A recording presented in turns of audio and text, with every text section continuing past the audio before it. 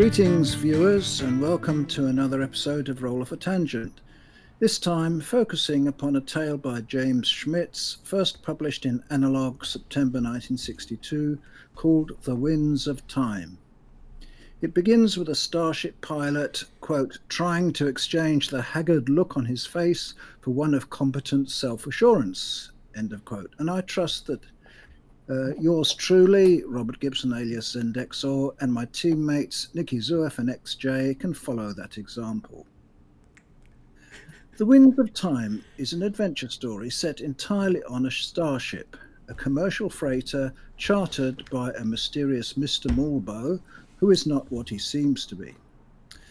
Right from the start, the ship's owner and pilot, Gefty of Rammer Spacelines, is confronted with the unknown when this vessel is hurled into some strange dimension of space which is inhabited by hostile forces. And as if this weren't enough, the cargo which Maulbow has brought with him includes a monstrous being who is actually controlling him.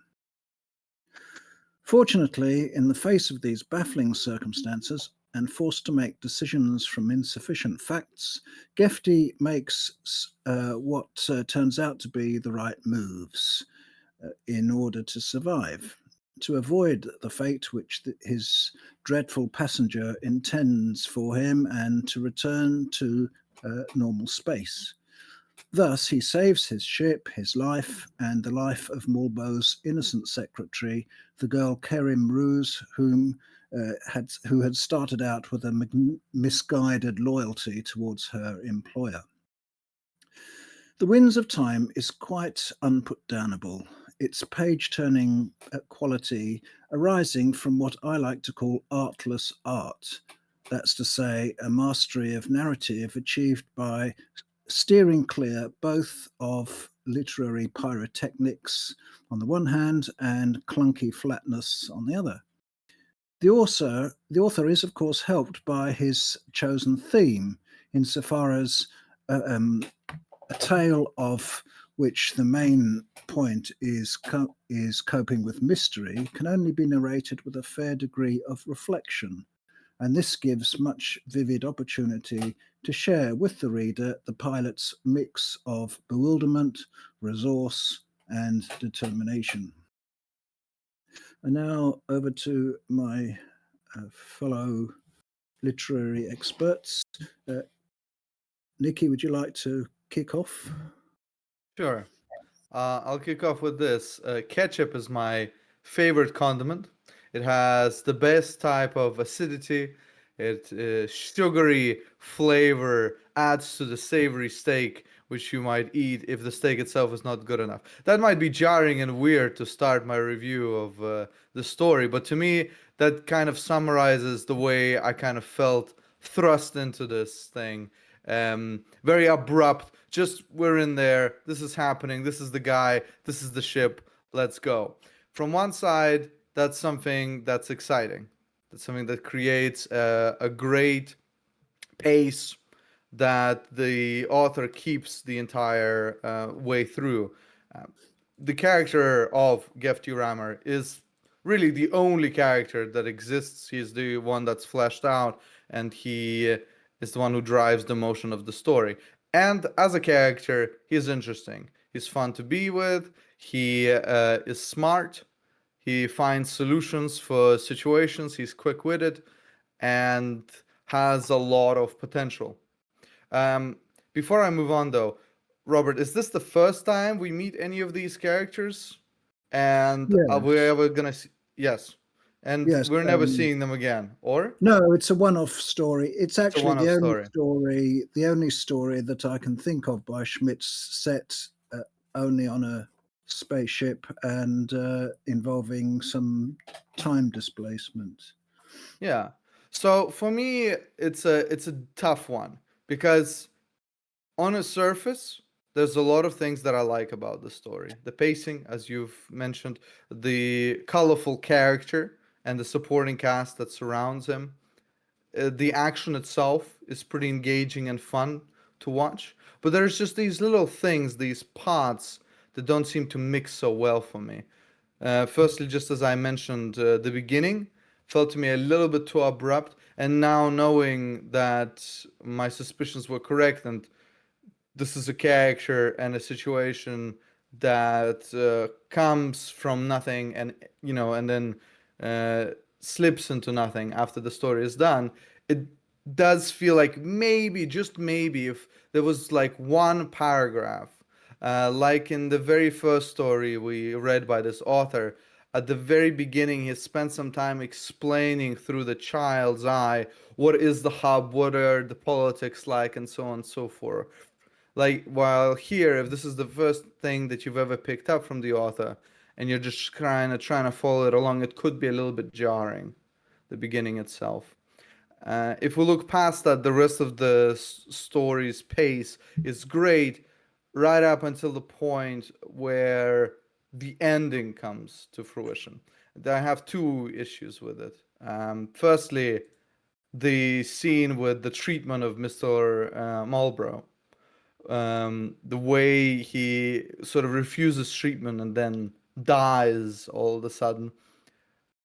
The author spends time in this scene, but like an off-focused lens of a camera, which doesn't actually get into the meat of things until later, and then the scene is explained to us through Gefty and his conversation with Kerim.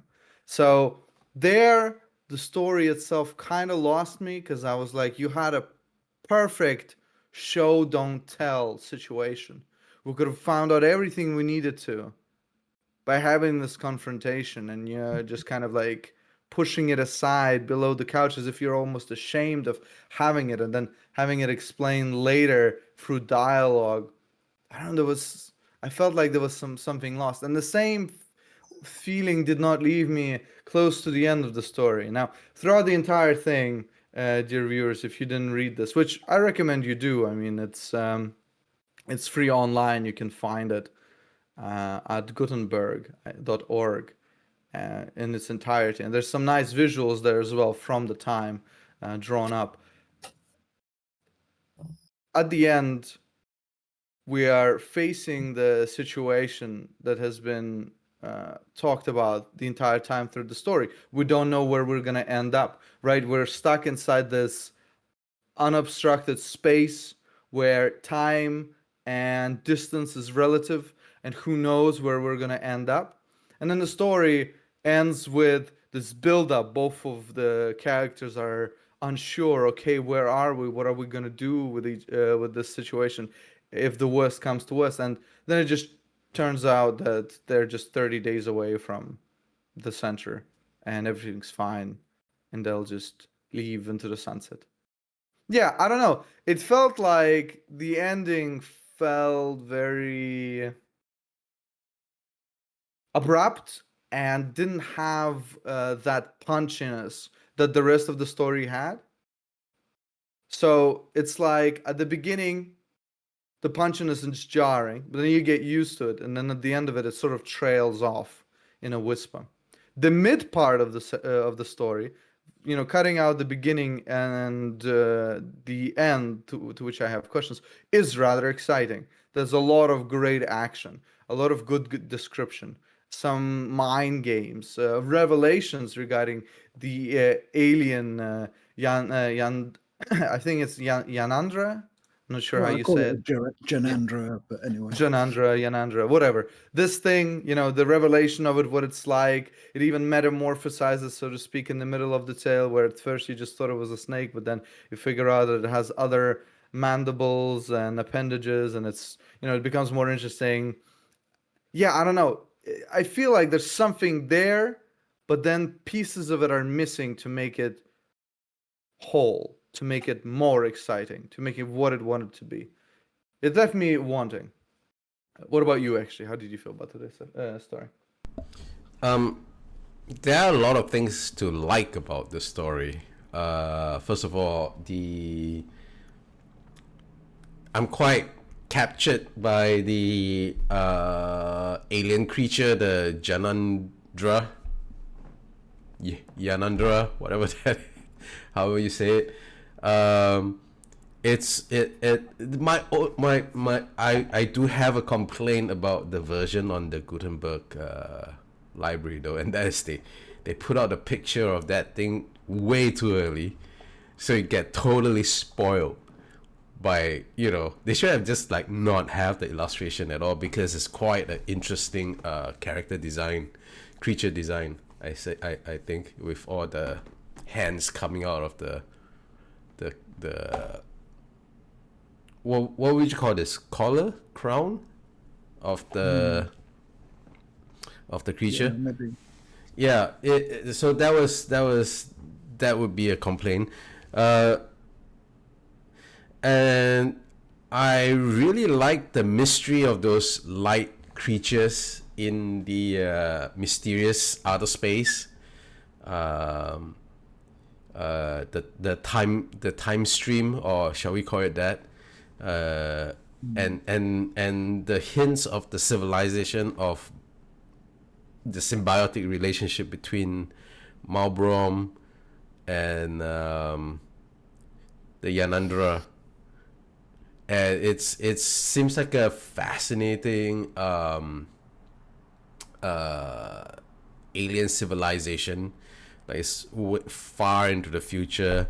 Why do they? And I'm just like filled with questions about why they are doing the time traveling. What are they doing? And then all sorts of questions I have about the civilization itself, what their architecture is like, the planets, all of this, right? How the history, how do they come to evolve into like a symbiotic relationship with each other, stuff like that, and those are all things that tickle my fancy. Like, that's a huge thick for me. I even if the stories or the characters themselves are flat and paper thin, if the world building is interesting enough, it's usually enough to get me make me happy. I am very much Nikki likes his steak with ketchup, I suppose, but I'm very much a junk food guy. I mean, steak with ketchup is also awful. I just wanted something jarring and out of left field to make my point. You I have to succeeded. say, though... Oh, yeah? You succeeded. I was like, why are we talking about ketchup? Yeah, exactly, right? Yeah, but that's the way I felt at the beginning of the story. It's just like, anyway, we're in a ship. I'm like, okay. I didn't know that. Okay, I mean, it's cool, fine, right? I feel like that desire to know more is coalescent with what I had as troubles with the story. Because just imagine if the tale, instead of doing this whole weird scene with the with the medical assistants, if they actually went into having a discussion between the villain and the hero, that if there was actual dialogue, we could have learned about the symbiosis. Because later he goes, Gefty goes to Kerim and he explains to her exactly that there was a symbiosis and it was the human that was actually the pet, right? But why couldn't we have learned that from the horse's mouth?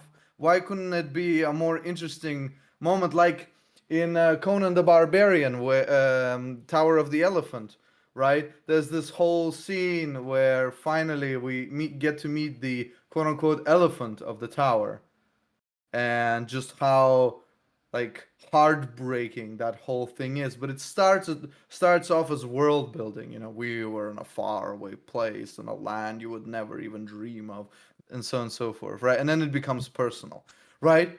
Why couldn't have we had something like that, but a reverse?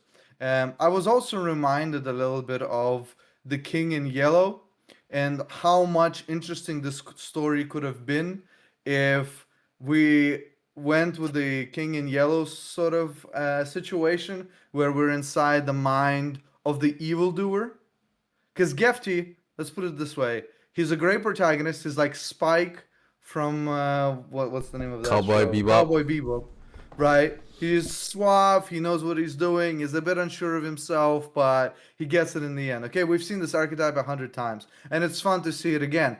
But what if well, we're inside the mind of the villain, and we know he's gonna lose, right? Just like we know who the hero is gonna win. But now it's exciting. Now we're like, oh wow, what is this thing? What does it want? You know? And then to realize that the mind in which we were was also not its own, really. It was just a pet, right? And then there would be even further implications. I guess what I'm trying to say is the story itself is a good basis, but it feels like there's so many more interesting directions it could have gone with or used that, yeah, it sort of leaves this um a strange feeling of emptiness at the end for me personally. What about you, Robert? How did you feel about it? Before you go on, Oh yeah. before we move on to Robert, I actually have something more to add, and that is it's sort of like leapfrogging off your point about that scene at the end, and that is I feel like there's like a couple of points in the story that makes me feel like the author is maybe not interested in exploring the story further and the setting further of just this a time traveling species and their civilization any further, and he's just like trying to wrap up the story and then just go on. That last scene where instead of having an actual confrontation with Maulbow, we had the little bit of a reporting from Gefty instead. That's one part where I felt like the author was just like, you know what, let's just wrap this up. I don't really want to write the whole scene where, you know, they actually have the dialogue. The other is when Gefty said no to the adventure, because that's what started the whole thing, right? Because if Gefty had said, okay, what kind of treasures are you promising me? Okay, let's go get it. That would have been like different. That would have steered the story towards a different direction. This one though, because he said no, that basically cuts off any sort of chance we might get to experience that future civilization, and it felt a little bit like avoiding like that part. Like the starting of the story was okay to me. It's not like the story up to that point had been fine, but once I read that part when Gefty said no, I kind of just felt deflated, because we're not gonna see this future civilization? Are you kidding me? That kind of stuff. Yeah. Okay. That's what I have for the moment, and over to you, Rob. Well, the short answer to your last point, XJ, is that if Gefty had said yes to the adventure, he'd have ended up inside the stomach of the Janandra. I mean, the whole point would then be that they then, you know, have that fight with the Janandra, which they eventually had anyway. My point is he said no to the adventure, and that means like we are not going to see any of those stuff later on, right? Like there's nothing preventing them from having that fight for survival again. I've taken on board your point and Nikki's. I think let me show you the front cover of the book, which this story and other stories of the same sort are in. The Hub, Dangerous Territory. Invade at your own risk. Now, the civilization of the Hub is a picture that is built up over many, many stories. I think the readers of Analog probably mostly knew by the early 60s that they'd built up a picture of the Hub in their minds. I think the key to it is that it's a very self-sufficient culture, and in some ways dismissive of surrounding perils. not in any small-minded way, but simply the citizens of the hub basically feel confident that they've got the best way to live for them, and it's a way that involves lots of danger and variety. But Gefty's preference to carry on with his own style of life and not go herring off into the future, if it really is the future, fits in with that picture. And I think that's why the author wasn't interested in going down those particular avenues. He goes down a lot of other ones in this story and other stories, but he's not going to make a novel out of it. He wants a short, well, a 30 or 40 page story out of it, and that means lopping off some branches before they grow too big. And also the punchline about when he decides not to mention what would have happened to them because he doesn't want to upset the girl too much. That punchline necessitates not going through the whole business while Maulbow is still alive. It's you couldn't have it both ways, and that's the way he's chosen to do it.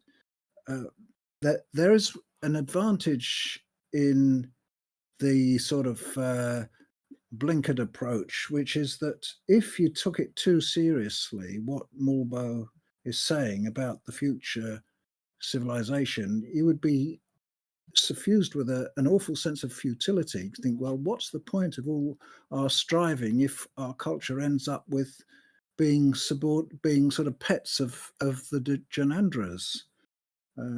You could say that it's not the future of this galaxy, but of some other one, because the Maulbow is perhaps his home is far away in space as well as in time. I don't know. You could argue about that.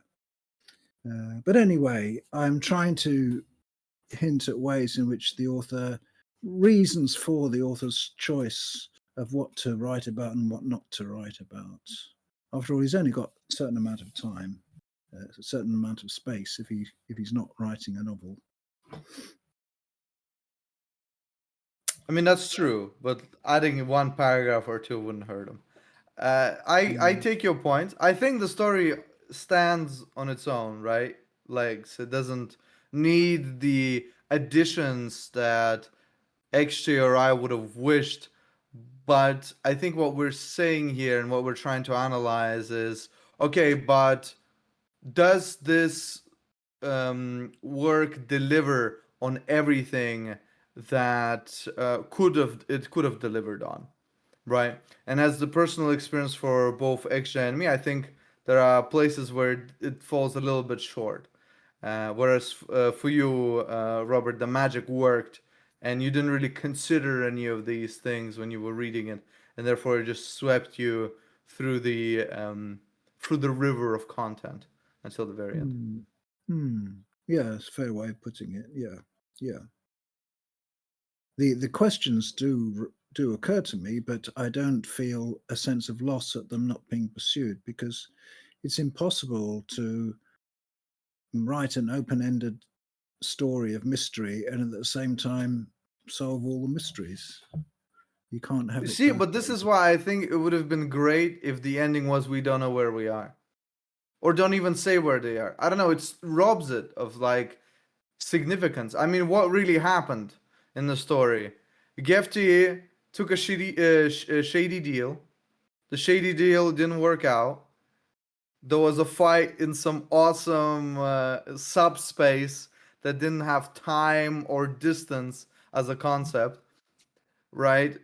And the bad guy's dead, and they just they just get to go, right? So the mystery and everything, it's closed off. I think actually what you're saying is not the way the story ends. In fact, I think it ends pretty definitively, and the mystery is dead, and that's kind of why I feel in such a way. I mean, the thing about if there are many ways to approach writing stories like this, and I can totally see, like in a big setting like the hub, you could totally have a couple of stories that just end in cliffhangers, right? I don't see what's the big deal. A lot of I mean, not all stories need to be closed off, I think, but it's just the thing that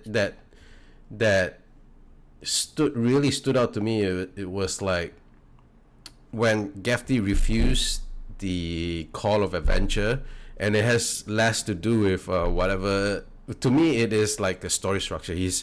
Gefty basically said no to the call of adventure. I'm just like talking about John Campbell's hero arc kind of thing, like how people structure their stories and stuff. And that to me, like it's I'm trying to find words to describe it, but at that point in time, I felt like the author didn't really want to continue with this particular story branch anymore. And I was not surprised to learn from you that Gefty does not reappear in any other short stories. Like, yeah, it just seems like the author didn't want to continue that anymore. But it was like, that's like, that point of the story was what, barely a third into, was it halfway through or just like a third of the story? And that is like a third, right? It's like a really early point in a short story for the reader to pick up on the fact that the author doesn't want to continue anymore, I felt, and the, like, it would have been like kind of it did feel like a little bit like, I mean, that is the primary reason why I stopped reading George R.R. Martin, to be quite honest. Like his fourth book or something, I felt like he was not interested in continuing anymore. And if he's not interested, why should I invest my time further in his books? And that was the feeling I got when I got to that point in the story. Like, the author's not interested anymore, so why should I continue? So it's not about the plot elements of not letting Kerim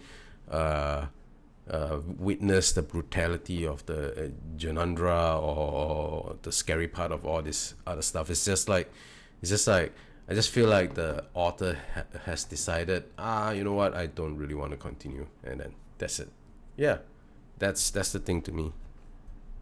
So, if I were to summarize it, you feel like it kind of lost its soul at that part?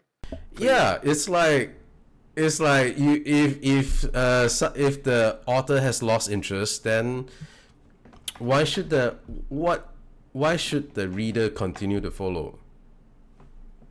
That's my take on it, at least.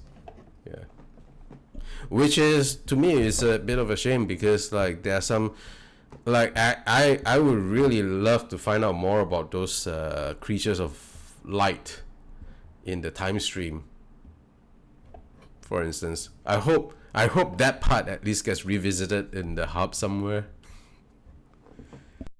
I don't think so.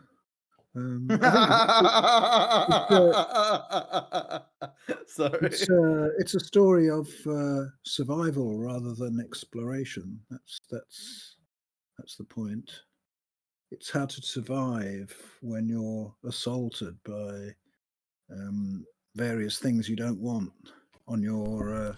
I mean, it's not about having a conversation with things that are trying to eat you, right? But the more screen time they have, the more they reveal of themselves, so to speak. It doesn't have to reveal everything, but just like some hints of a little bit about more of their character. I think it's just for me, it's a huge missed opportunity, I suppose. But I mean, if the author doesn't want to continue, that's totally his right.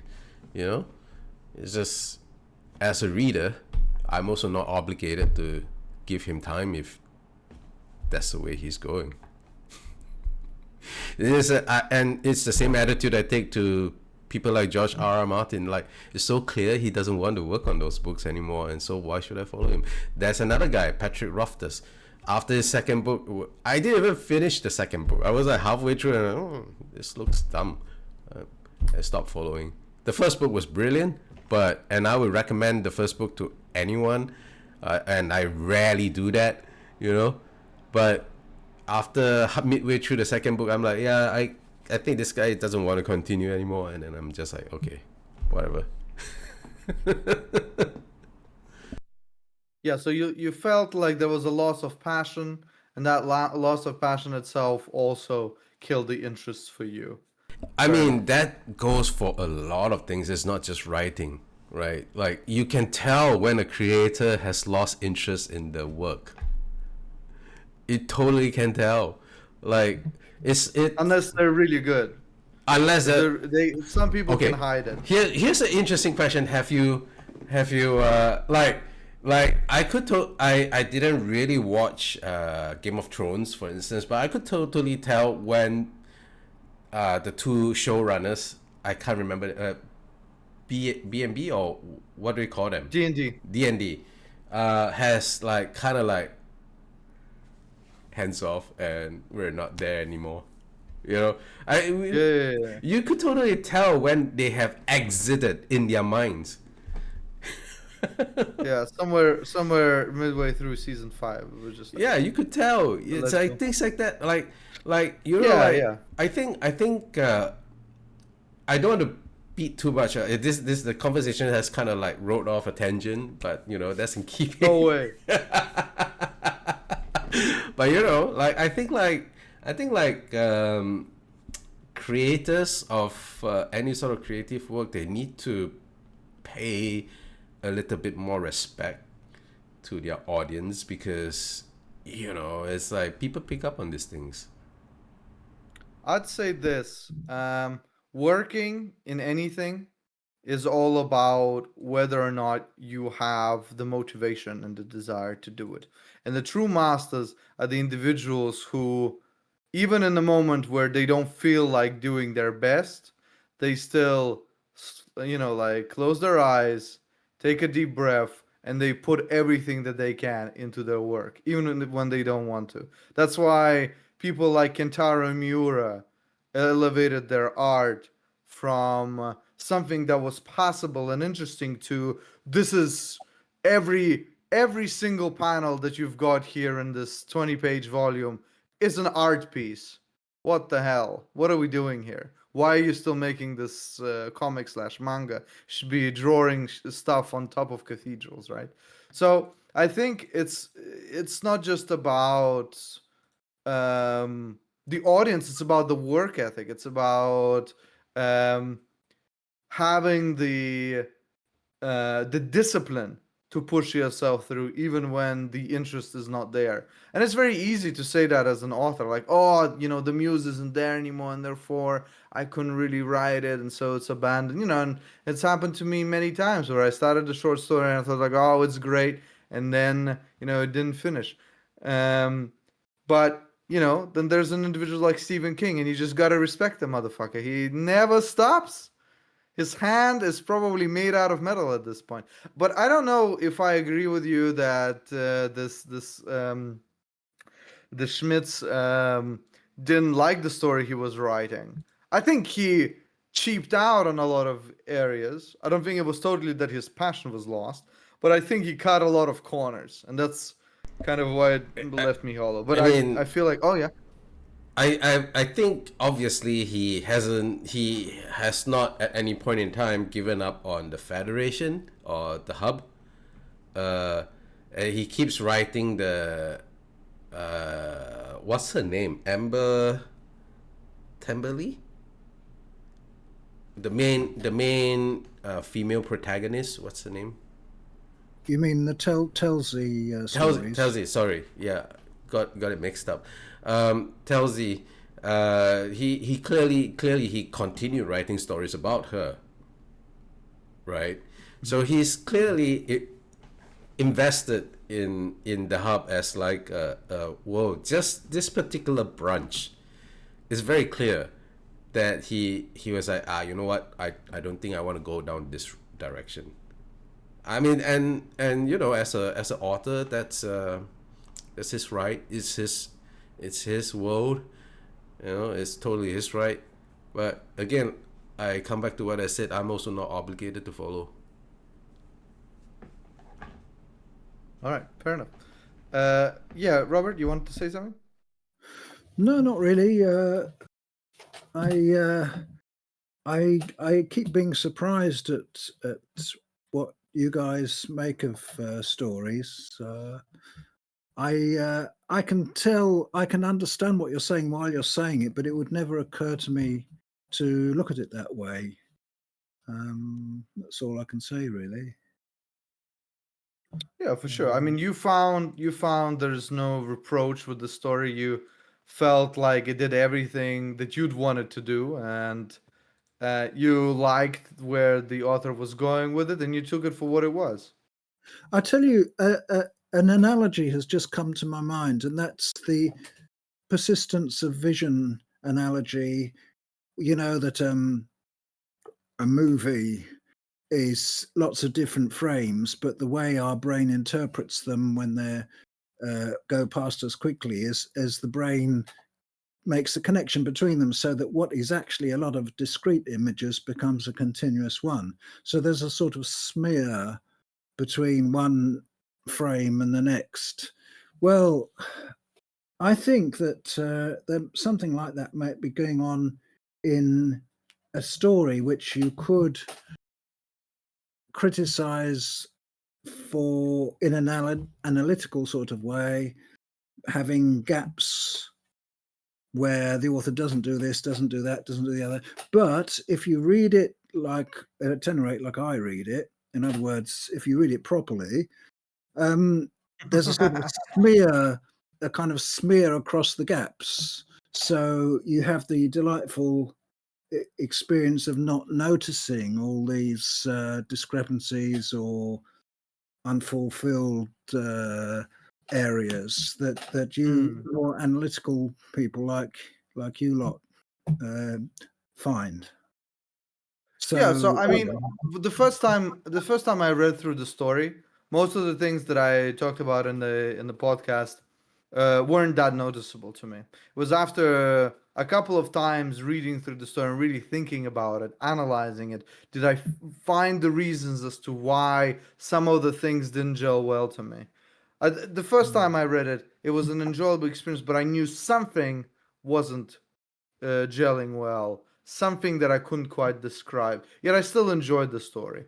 And after having enough time with it and really looking at every page, I came up with what I said right at the beginning of the podcast. I feel perhaps there's just a difference in what you and I are trying to provide, right? You're trying to provide your raw emotion, how you feel about the story, and I take the discussions that we make here as an analysis, a review. That's because that's what I feel like I owe to you as co-hosts that actually thought about the story and you know, like really went deep into the crevices of what's there, but also to the audience, because it would be pretty boring, I think, to hear an analysis of a story where you just say, this is how it made me feel, right? And that's the only perspective that we have.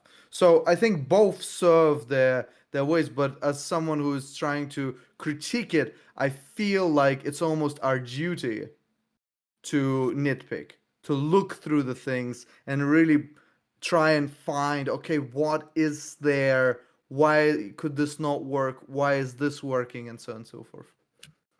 Oh, yeah, sure. I agree with you absolutely, provided you do get that hunch that there's something not working. The thing is that I didn't get that hunch in the first place. So to me, the only thing to analyze was how come? How does the author create his effects in a positive sense? Because after all, he's not. He disobeys quite a lot of what's supposed to be the rules of writing. He uses very flat words like very quite a lot, and I think he does it. I think gets away with it because it goes with the plain no nonsense personality of his main protagonist. There's lots of things one could explore, even if, like me, one doesn't have any hunch that something's not working. Even if the whole thing does work, there's still a mountain of discovery to be made about the nuts and bolts of it. 100%. So,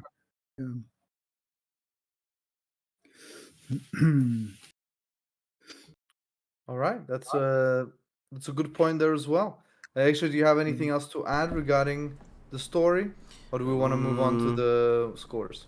I think the last point I'll add is the conditions in which we experience a story for the first time is quite fairly important, and that could be the reason why we have such diverging views between us with Robert. If you read this story as one part in a whole book in like one setting, it could, like you said, it could just have like that smear effect. You could just like forgive the issues that I have with the story, and then just kind of move on to the rest of the Telsey stories or whichever other protagonist Schmidt decided to write. The difference for us would be, I guess, for me anyway, is that I'm reading this short story as a by itself and not in the middle of a much larger volume of work, and that could just like serve as a magnification of whatever else is not working for me within the short story itself, because like there's nothing else to offset that feeling. And what I'm trying to say is, if it's taken in context in a larger volume of books, like story written in this style could just be a welcome break from the rest of the Telsey stories, for instance, and it would be like a different flavoring in a complex dish, to continue with Nikki's food analogy. Like a garnishing, but if you eat the garnish by itself, that usually doesn't work out, I suppose. I like parsley in some soups, but if you ask me to eat parsley by itself, I'll be like, no thanks. Yeah. All right, well, yes, just one point I'd like to make, and that is that if Gefty had said yes to the offer of adventure, it would have been very out of character. He's a businessman who wants to get his job done, and it would have been very hard to believe him suddenly saying, "All right, Mr. Maulbow, I don't mind herring off into this other dimension of yours." I don't. I totally disagree with that, because there are plenty of ways that my tongue is not doing its job today. Our conniving villain could have sweetened the deal quite a bit, which for a businessman would have been like would have sounded like an acceptable risk. Like just sweeten the pot to the point where it's an offer that he couldn't refuse. And because especially at this point, for all Gefty knew, the villain is just a very suspicious gentleman at this point with some overreach. You know, he's like the relationship, the symbiotic relationship of who's actually in charge is not clear yet, and those could be all like parts of the adventure, that finding out. You know, I disagree because I disagree with being out of character, because like those are mechanics which author, if he is like determined enough, could find ways around, I think. Yeah, that's my take.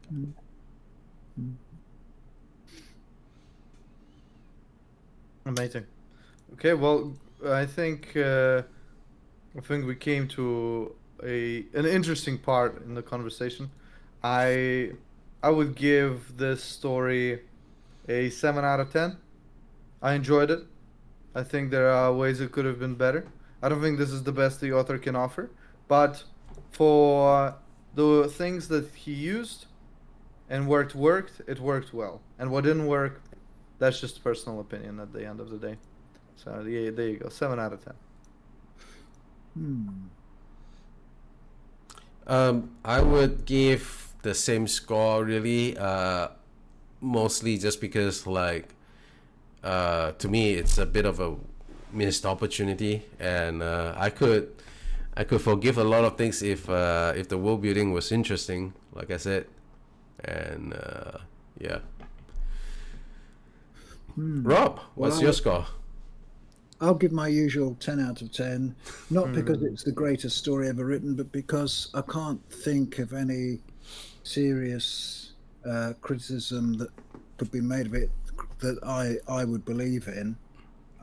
I think the world building in this case consists of it's more like universe building, really. It's the creatures in the Great Current and the future civilization of the Genandra and all that. They're only hinted at, but that's all you can really expect in a story this size, which is concentrating on survival and not exploration.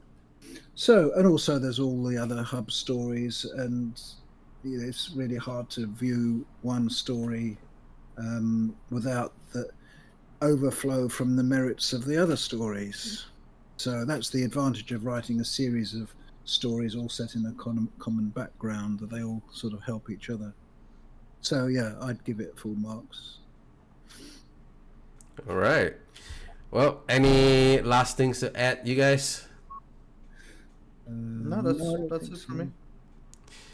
Okay, and with that, well, thanks to our listeners for staying with us this far, and like and subscribe if you enjoyed the content, and peace out. Have a great day.